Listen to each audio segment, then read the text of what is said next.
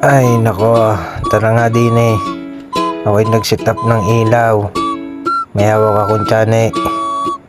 Ang problema ay walang salamin. Pero kitang kita, kadaming puti sa buhok ay umiidad na. Kainama na. Kailangan ko ng tagabunot ng puti. Nasaan ka na? O ha? Yung mga kaedad ko diyan. Na hanggang ngayon, ang dami ng puti sa buhok. Ay kay magjuwa-juwa na.